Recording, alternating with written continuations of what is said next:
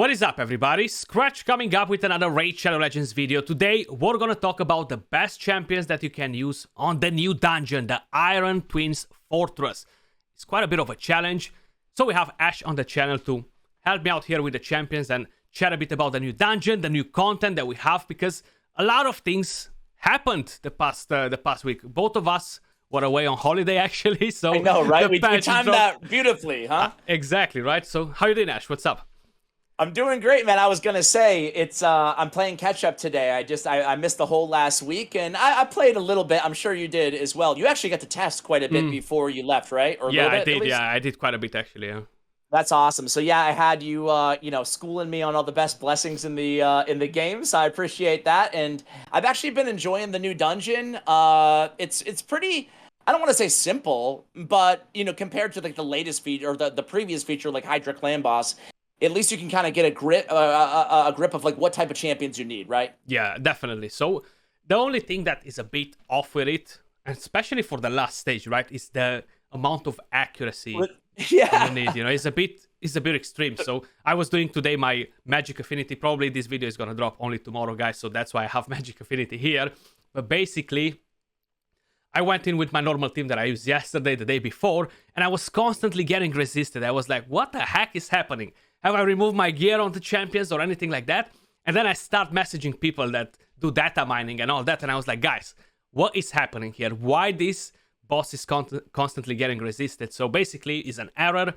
The boss has 100 resistance as base stats instead of 30 like the other affinities. This is the only affinity that has that. So I'm pretty sure they're gonna correct it. But you need around 600 accuracy for this one. It's crazy.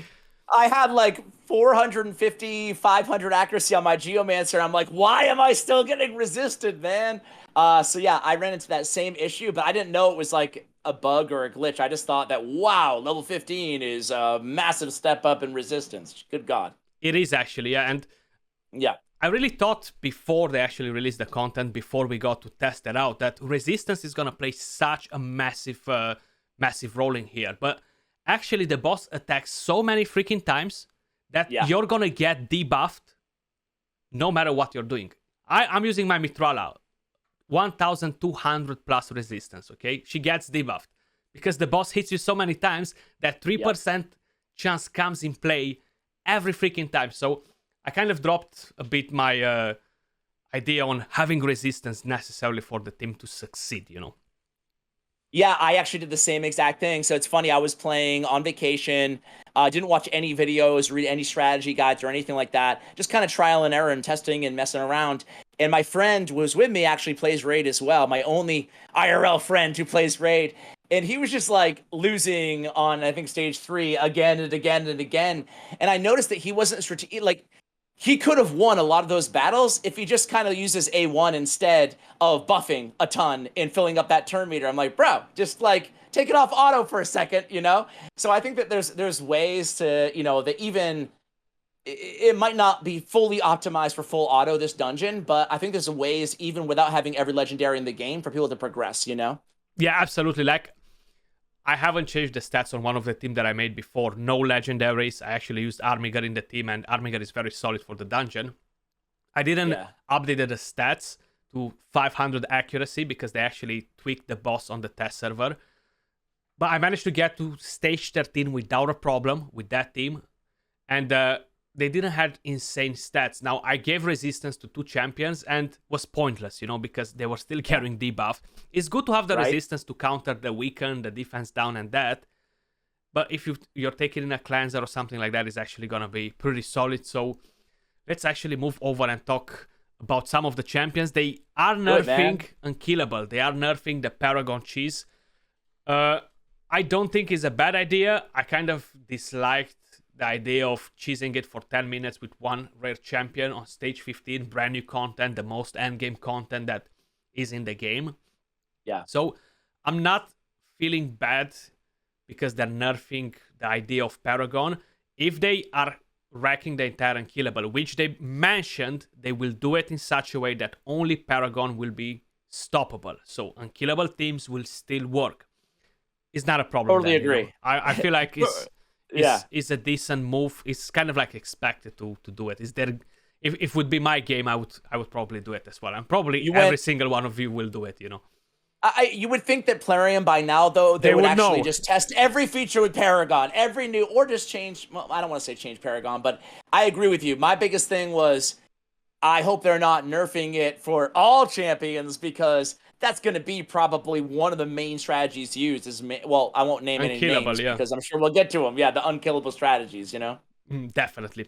So there is another champion that really stands out for the majority of the people, because it's one of the best damage dealers in the entire game for Hydra, for many other bosses. So I'm going to let you start with that champion. Actually, yeah, sure. I already named him, but Geomancer, man. Geomancer is like a god. He is a god, right? He's a legendary, if there ever was one, in epic skin, because every feature that gets released, he just gets better and better and better in this game, he can be used almost everywhere. He's a quintessential champion in a lot of these teams, and that remains the same in the Iron Fortress against the Iron Twins. This dude is my best and biggest damage dealer. I use him personally as my DPS. And he's fantastic at it. I put him with an unkillable team, and that's it. That's my whole strategy. He is actually amazing for this boss. I'm running Geomancer as well, and he's a boss player because of the passive, and all this happened when they actually so-called nerfed, actually buffed him. A lot of people didn't understand at that moment how powerful he will become against bosses. Everybody got disappointed that no, it's a nerf, but actually it was a buff, and since then, he is very, very powerful. I'm always repeating this because even now I remember when I've told people, this is actually a buff, guys, but you're not saying it. And everybody was like, no, Skratch, you're wrong. This is a nerf. So I'm always repeating it when I'm getting to Geomancer, But he is the number one best damage dealer for this boss. Now, a lot of people don't know that the boss has a passive that cleanses all the debuffs when his HP drops below a specific level. That creates a bit of a problem for champions that debuff and deal damage after, like Geomancer. Unfortunately, poison champions are not very effective against this dungeon, like Theodore, Darkale, and these champions are not great in there because of the passive. But Geomancer is definitely the one to go. Another champion that I want to bring in on this dungeon.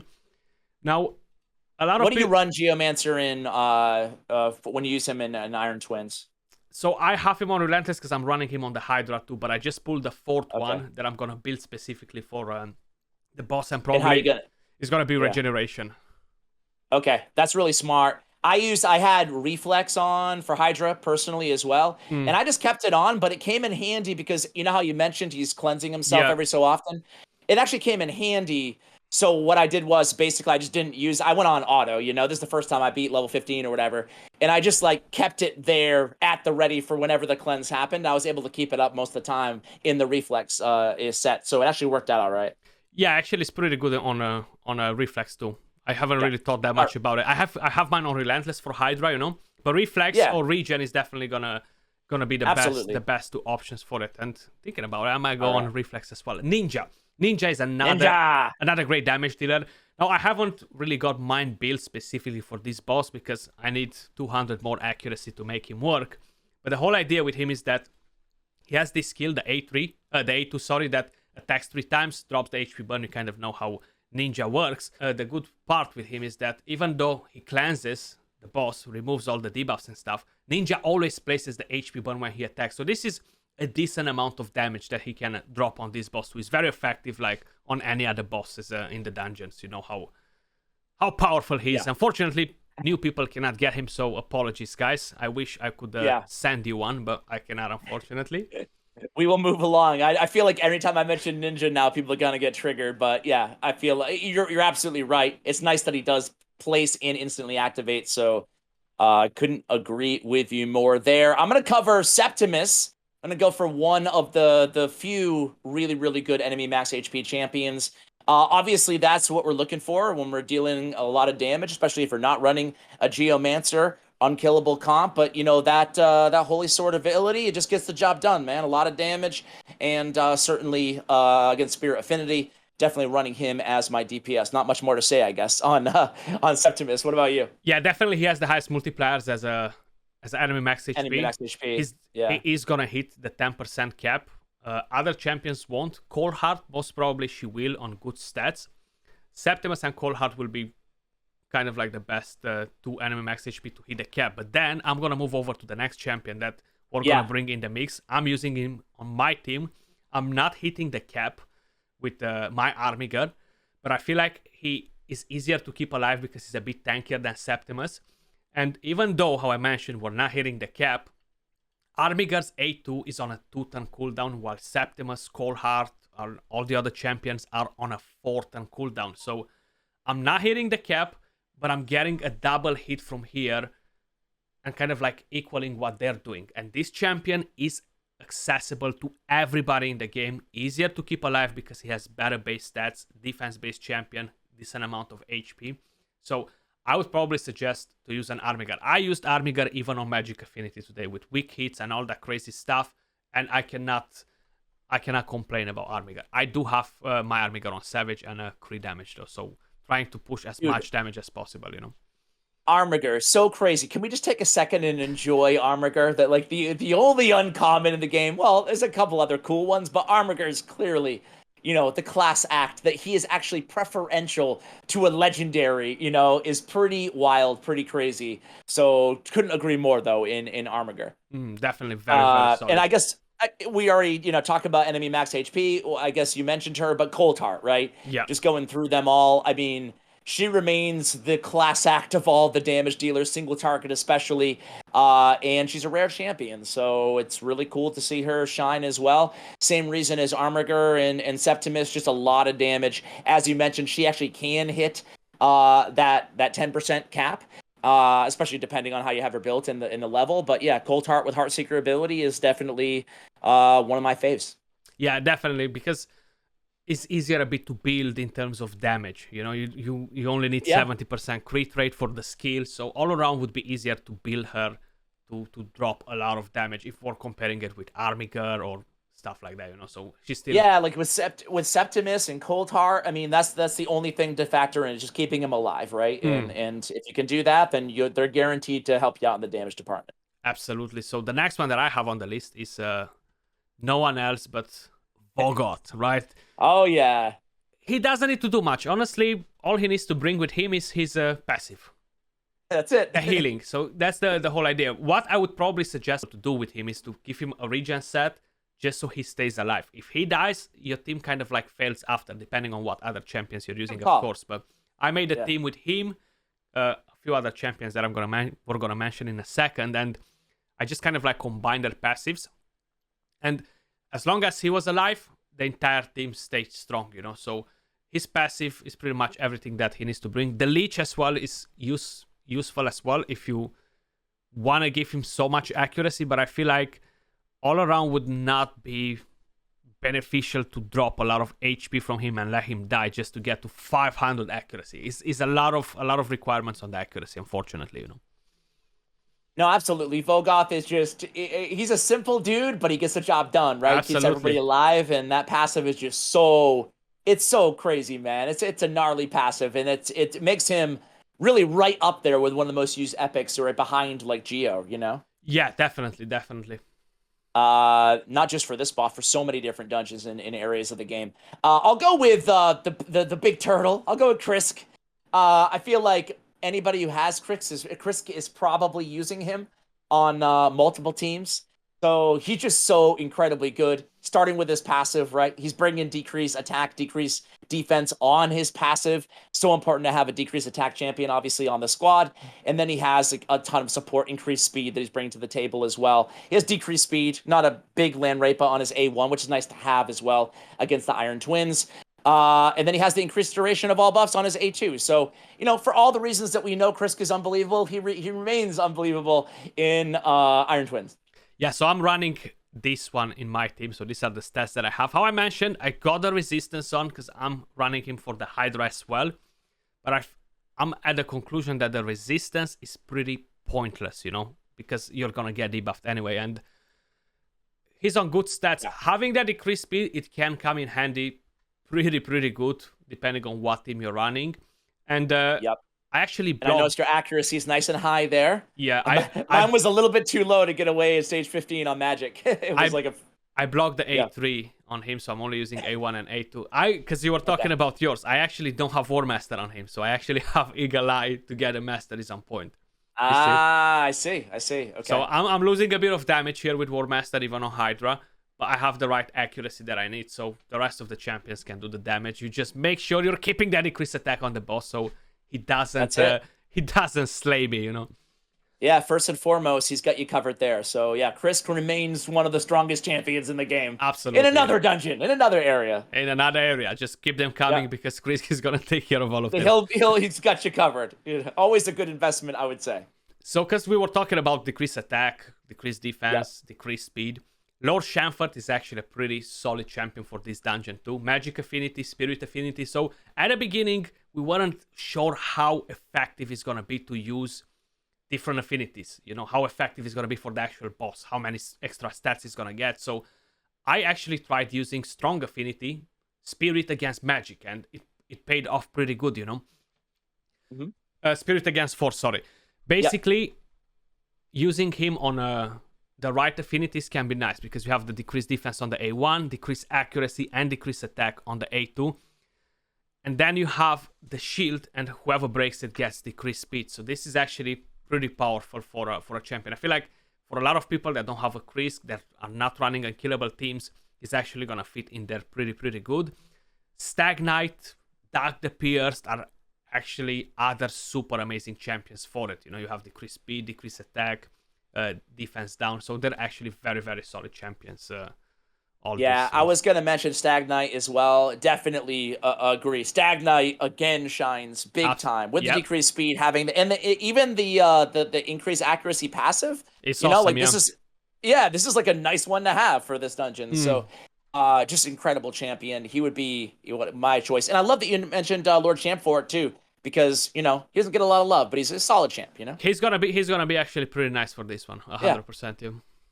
All right, next I have one of my saviors, just trying to trial and error, plug and play different champions, and Godseeker Aniri ended up being a winning champ for, I guess my best team that I'm using currently, which I'm sure will evolve quite a bit.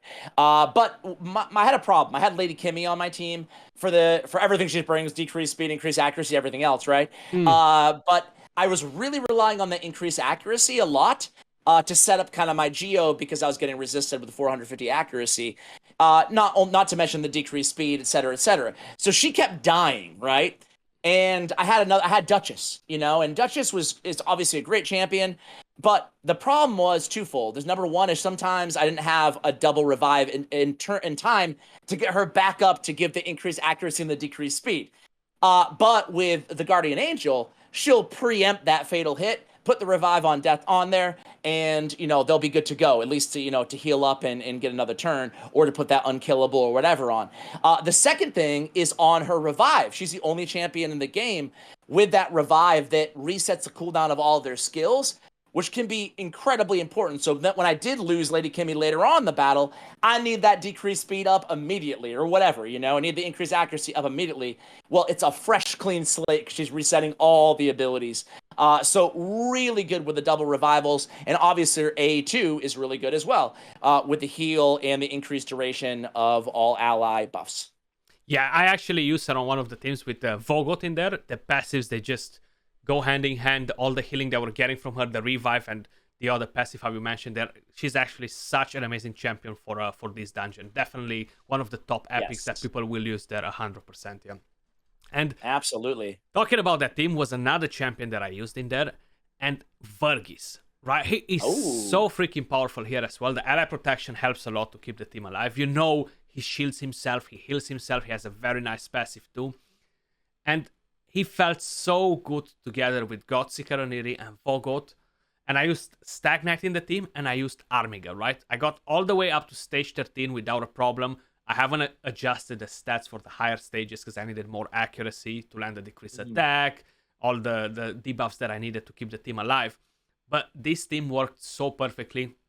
I'm going to redo it with the right stats to fight stage 15. And I'm probably going to drop another video on it in the next few days. But this actually very nice combo. And he's a solid champion all around, the healing, everything that he brings in. Yeah, he's like so tough to kill, right? Like he is with that passive.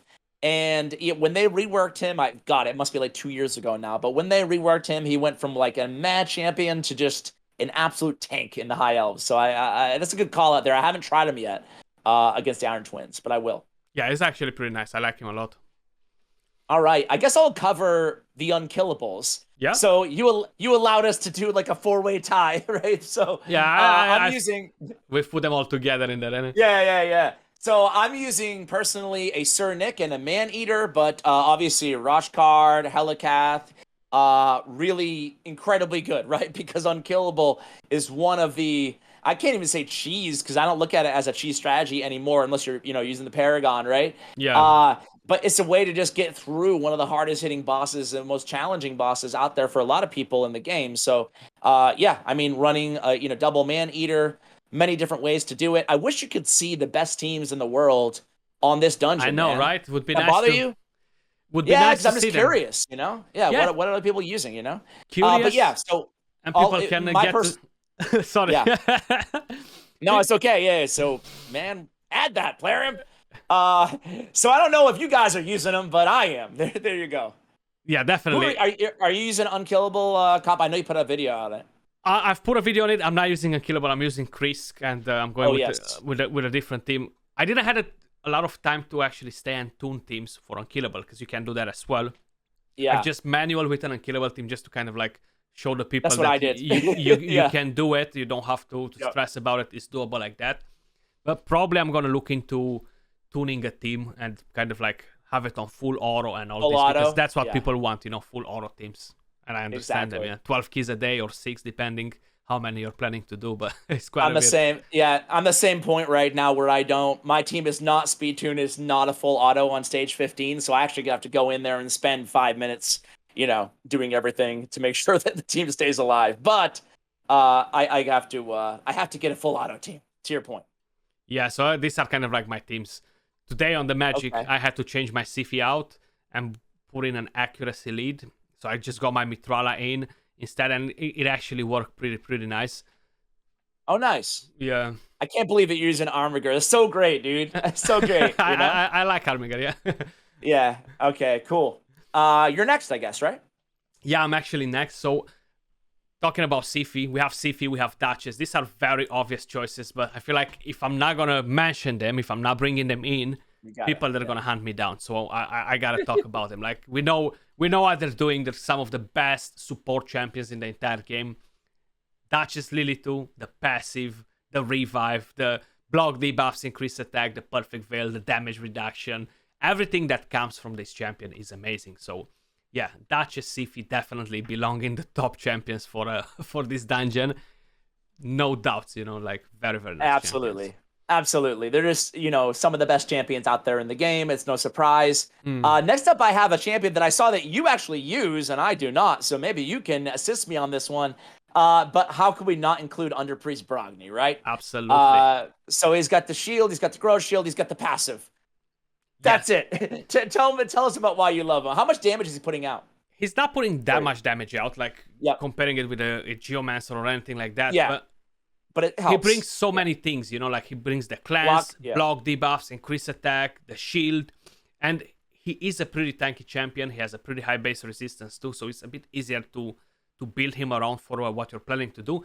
Plus, you're getting the extra heal from the shield when it gets damaged, the damage that you reflect back. So he can actually fit in the team very, very nice, especially in the team that I'm using. Yeah. You're right. He's kind of like all around in this sort of a role, a little bit of damage, the shield, everything else he's bringing to the table, block debuffs, etc. Cool. Absolutely. All right. Do you have anybody else? Yeah, I'm actually going to move to the Barbarians, and this is going to be Valkyrie. Now, I haven't tested her around. I haven't played her around, but just everything in her kit suggests me that she's going to keep your team alive with the shield, right? Like, if you're bringing in a shield, it's going to be strong. And Valkyrie, she does have one of the strongest shields in the entire game. If you're pairing her with a Mitrala to get an increased defense, or a Sifi, or another champion that has defense down, I feel like even an Alton might be pretty good in this scenario, because you have attack down on the A1, so he could be pretty good, decent damage. So if you would pair them with some sort of champion like that, having this massive shield and the counter attack, I feel like it's gonna be pretty nice against the boss, you know. Absolutely. I was thinking Jarek is another guy, not on my list, but another dependable A1 decrease attack, you know? Yeah, pretty good call out there, actually, because you have quite a few things coming in from Jarek, you know? You have the ally protection, increased defense, HP aura, the passive. So, yeah, Jarek is definitely a good call out. Kind of like a Vergis sort of situation there, yeah? Yeah, almost included him, and yeah, I guess officially he does make my list, Skratch. Yeah. So I have Cleanser as the last choice. So your favorite cleanser? Personally, I am using Mithrala. I'm sure a lot of people are. She's insanely good. Increased defense, increased attack, the shield, the cleanse, you name it, she's got it. The accuracy aura, you know, the hex. So yeah, I think that Mithrala is just one of the best champions out there in the game. But obviously, Battle Khazar seeing a lot of love. Rio Bone Spear is one of the better ones out there as well. But there's a lot, right? And even the passive ones, Doom Priest, Tuana Rock, are great. So having a cleanser on the team. Anybody that I missed there?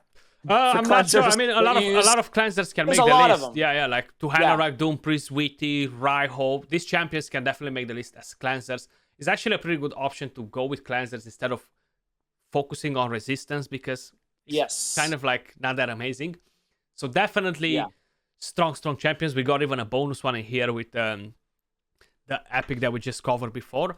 But this should definitely do kind of like the list of top champions for the new dungeon boss. I'm pretty sure they're gonna bring in new ones. We do have the new dwarf as well, which I haven't got to test on this boss, but she has multiple enemy max HP hits on the A2, on the A3. You're not going to be able probably to hit the cap with both of the hits, you know? So she's not going to hit as hard. But I feel like she can be a pretty... But they'll add up. Yeah, that will add up for sure. I'm positive that she's actually a very solid champion for this. And the thing is, the skills are on a freaking 3-turn cooldown, you know? So this is massive, actually. I feel like... champion's insane. If you're lucky enough to have her, congrats. You can use it. Yeah, it's a new one. That's why I kind of like stayed away from it. But if you manage to pull her, trying to get...